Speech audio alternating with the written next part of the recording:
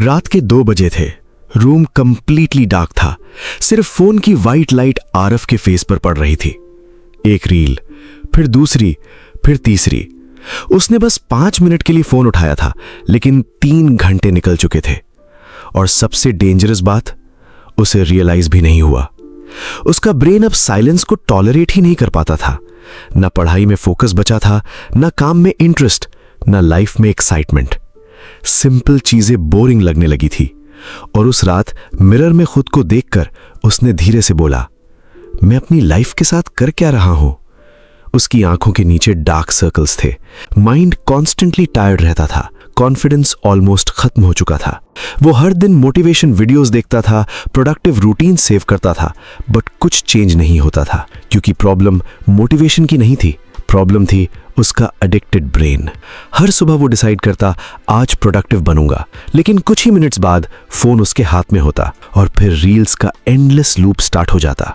Starting में बस entertainment लगता है, बट धीरे धीरे वो तुम्हारा फोकस, डिसिप्लिन और हैप्पीनेस सब खा जाता है।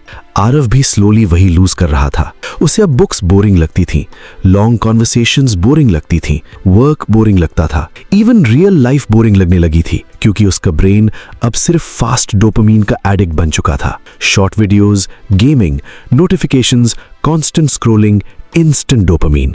और जब ब्रेन को हर सेकंड एक्साइटमेंट मिलता रहे तो नॉर्मल लाइफ टॉर्चर लगने लगती है। उस रात आरव ने डिसाइड किया, बस अब इनफ है। नेक्स्ट मॉर्निंग 5 AM अलार्म बजा। आज यूजुअल डेज की तरह स्नूज नहीं हुआ। वो बेड से उठा, बालकनी में जाके खड़ा हो गया। कोल्ड हवा चल रही थी, रोड्स कंप्लीटली साइलेंट थी, पूरी दुनिया सो रही थी। और उस साइलेंस में उसने एक प्रॉमिस किया, 7 days, no reels, no random scrolling, no useless dopamine. उसने डोपामीन डिटॉक्स स्टार्ट कर दिया। पहला दिन हेल जैसा था। हर 10 मिनट में उसका हाथ ऑटोमेटिकली पॉकेट में जाता। फोन चेक करने की अर्ज कंट्रोल ही नहीं हो रही थी। उसका ब्रेन चिल्लाता था, बस एक रील, बस 5 मिनट। और ऑनेस्टली आरव को लग रहा था वो पागल हो जाएगा। क्योंकि पहली बार उसका ब्रेन साइलेंस फेस कर रहा था। पहली बार उसके पास डिस्ट्रैक्शंस नहीं थे। उसने ब्रेकफास्ट बिना मोबाइल के किया और एक वियर्ड चीज नोटिस हुई। उसने बर्ड्स की आवाज सुनी। ईयर्स बाद उसने बिना स्क्रीन के खाना खाया, बट उसका माइंड अभी भी रेस्टलेस था। वो बार बार ऐप्स ओपन करना चाहता था। डे 2 और डिफिकल्ट हो गया। उसे बोर्डम फील होने लगा।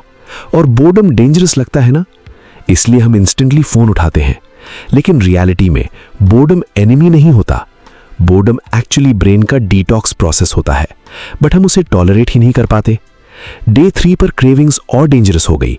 उसका माइंड एक्सक्यूजेस देने लगा। सब नॉर्मल ही तो करते हैं, एक रील से क्या फर्क पड़ेगा, लाइफ एंजॉय भी तो करनी चाहिए। और वही एडिक्शन का ट्रैप होता है। वो फोर्स नहीं करती, वो कन्विंस करती है। उस रात आरव ऑलमोस्ट गिव अप करने वाला था। उसने फोन उठाया, इंस्टाग्राम ओपन किया। रील्स आइकन स्क्रीन पर था। फिंगर बस क्लिक करने ही वाला था, लेकिन सडनली उसने खुद को इमेजिन किया 3 months later. Same lazy routine, same distractions, same regret, same weak mindset. और दूसरी साइड एक completely different version. Early morning wake up, focused mind, confidence, peace, discipline. और उस मोमेंट उसने फोन स्विच ऑफ कर दिया। उस रात वो बेड पर बिना स्क्रॉलिंग के लेटा रहा। पहली बार उसका माइंड लाउड था, बहुत लाउड। जब डिस्ट्रैक्शंस डिसअपीयर होते हैं तब तुम्हारी रियलिटी सामने आती है। डे 4 पर उसने नोटिस किया कि उसका माइंड थोड़ा काम फील हो रहा है। म्यूजिक बेटर लगने लगा, वॉक पीसफुल लगने लगी, छोटी छोटी चीजें इंजॉयबल लगने लगी। पहली बार उसने रियलाइज किया दुनिया बोरिंग नहीं थी, उसका ब्रेन ओवर स्टिमुलेटेड था। हमारा brain naturally simple happiness enjoy करता है, sunrise, music, real conversations, work progress. But जब हम उसे कांस्टेंट डोपामीन देते रहते हैं, रील्स, गेमिंग, नोटिफिकेशंस, स्क्रॉलिंग, तब नॉर्मल हैप्पीनेस वीक लगने लगती है। और फिर हम बोलते हैं, मेरा फोकस खत्म हो चुका है, मुझे मोटिवेशन नहीं मिलती। रियलिटी, तुम्हारा ब्रेन बस ओवरलोड हो चुका है। डे 5 पर आरव ने बिना फोन चेक किए 40 मिनट्स कॉन्स्टेंटली काम किया। उसे खुद बिलीव नहीं हुआ। पहले 5 मिनट फोकस करना इम्पॉसिबल लगता था। अब माइंड स्लोली स्टेबल हो रहा था। उसने रीडिंग स्टार्ट की, जिम जाना स्टार्ट किया, सुबह की सनलाइट फील करना स्टार्ट किया।